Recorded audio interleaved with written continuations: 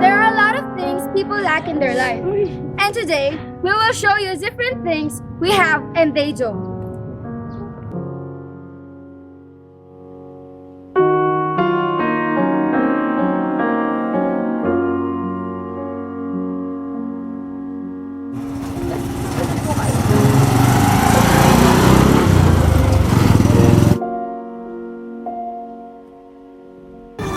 O si Freddy Sambile.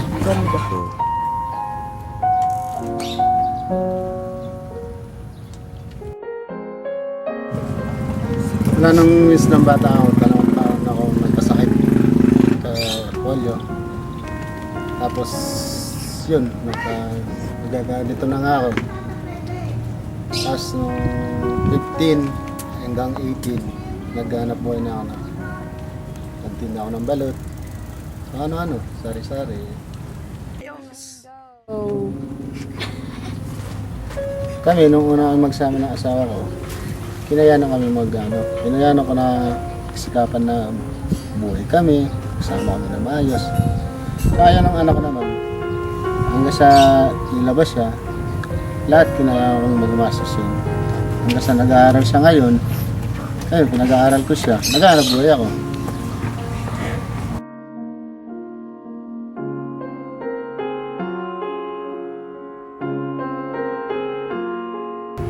Kasi yun ang binigay sa akin eh. Yun ang naging kapalaran ko. Kasi lahat naman tao, hindi naman para-pares eh.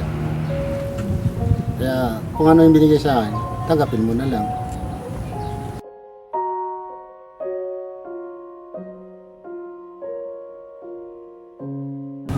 Ano po yung ginagawa niyo tuwing may nanglalait po, nanunukso, mga Ala. bata-bata? Basta hindi ko na pinapansin. Hindi na lang po. Kasi wala naman akong di ba?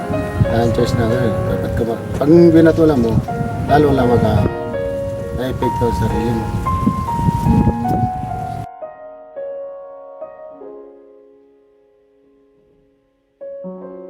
Ano po yung ina-advise niyo sa mga taong may ganyang kalagayan? Sa akin, advice ko naman sa kanila, huwag nilang kaya ang sarili nila. Kung ano man sila, huwag nilang dapat harapin din nila. Kasi kung kakaya mo sarili mo, walang mangyayari sa buhay mo. Dahil sa bahay ka lang, magtago ka. Makapakita ka, maiiyak ka sa tao. Kailangan, kung ano ka, pakita mo sa kanila. Huwag kang magtatago sa loob ng bahay.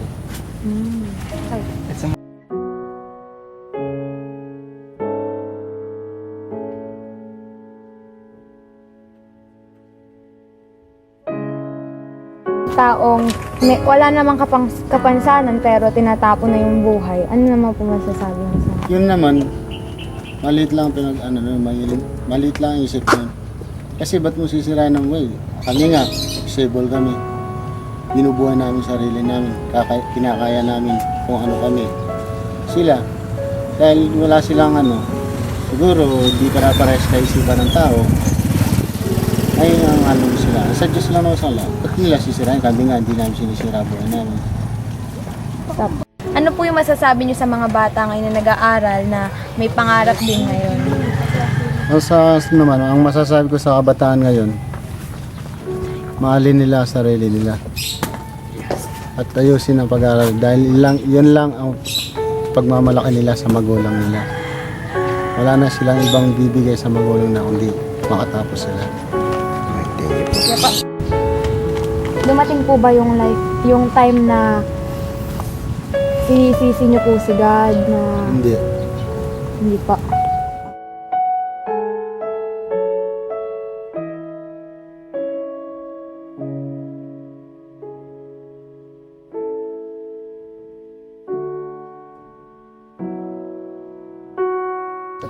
Sa akin, yung sinano ko, sarili ko, kaya ko rin mabuhay ng wala akong sinisisi at wala rin akong pinagsisihan. Kahit si magulang ko, hindi ko rin sinisisi. Nasa ako, naghanap buhay ng ayos. Saan niyo na po? Kasi ito, may nagregalo na sa akin. Una, hindi ganito yung tsura. Tapos, yun, pinabago ko. Ako na rin ang magpagawa.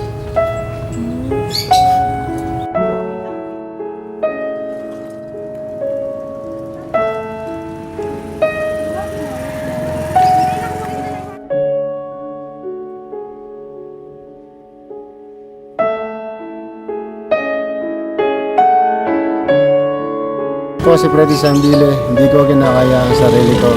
Mahal ko ang pamilya ko.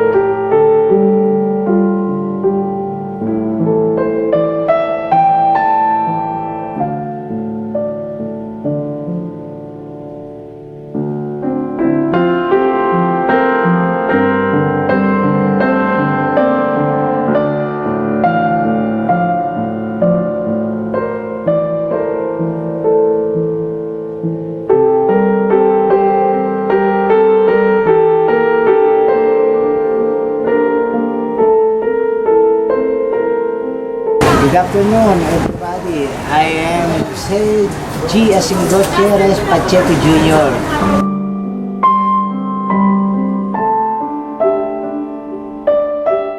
Nung high school ako, working student ako dahil patay na yung father ko. Pumasok ako sa Candyman sa Malabon. Bilang factory worker, ako gumagawa ng mga chocolate. Then, after that, pag-graduate ako ng high school, nag-college ako, nagtrabaho naman ako as a salesman. Colgate. At 10 years ako, nag-stop din ako sa pag-aaral. Nag-asawa na ako. Dahil medyo okay na ka-okay ito. Sabi ko, kasya na to para makapag-asawa ko. Nag-asawa ko, yun. Pasok ako as a salesman sa Colgate and Palmolive.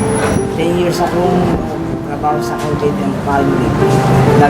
Nag-settle down lang 1995. 1995.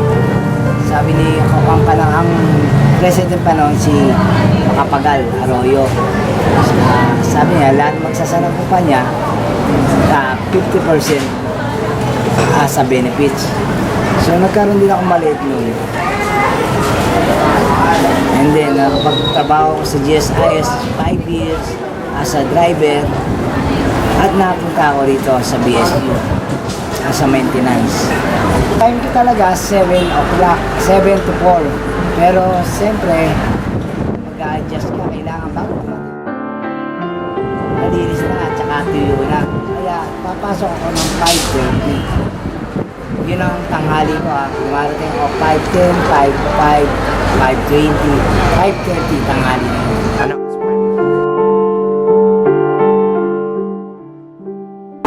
Ay yung mga nagtatapon, yung una talaga, magpapasensya ka. Pangalawang pagkataon, kasi nga, college na sila. Kahit pagsabihan mo, hindi pa rin sila sumusunod. Sa teacher nga, habang nagkaklase ng college, kumakain yung estudyante. Ayan lang ang basurahan. Hindi mo lang nila sa ilalim ng ikuan. Tinatabi.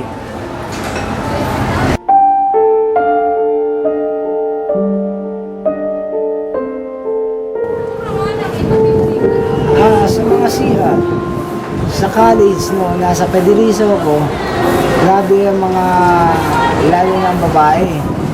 At yung mga tissue, mga napkin nila, kung saan lang makikita.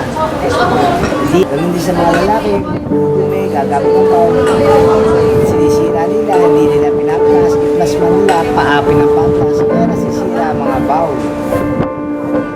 Sa college yun.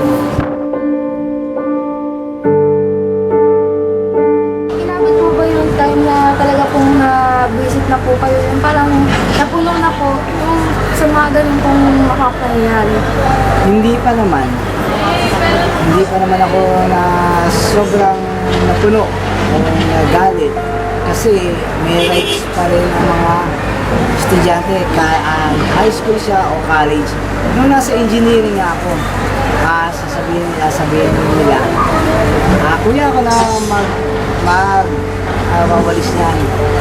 Sabihin ko naman, bibiruin ko, gusto mo ako na mag-aaral, ikaw na magwalis.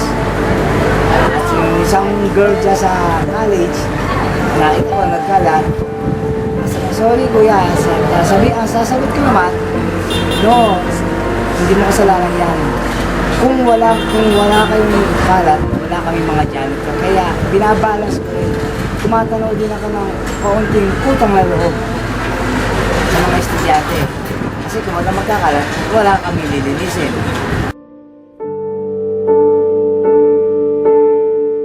Sa high school, wala. I think college pa rin gumagawa ng gano'n. At tulad ngayon sa ground floor, meron pa rin dumi. So, sa mo lang, parang, kasi gano'n sila eh. Parang, ikaw ang tiga-buhos. Kung high school lang ang gagamit ng carpy hall, wala nang problema. Napakagaan.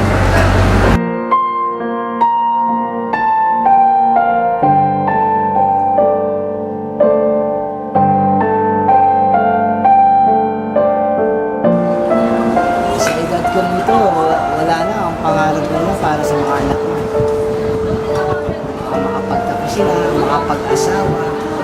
Especially, according to the Bible, yung Isaac, si Abraham, hininga ni Lord ng ialay niya ang kanyang anak.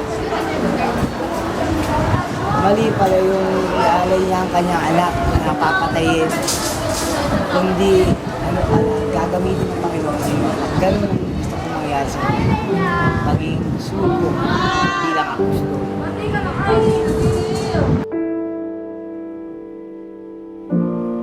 I am Jose G. Asingos Perez Pacheco Jr.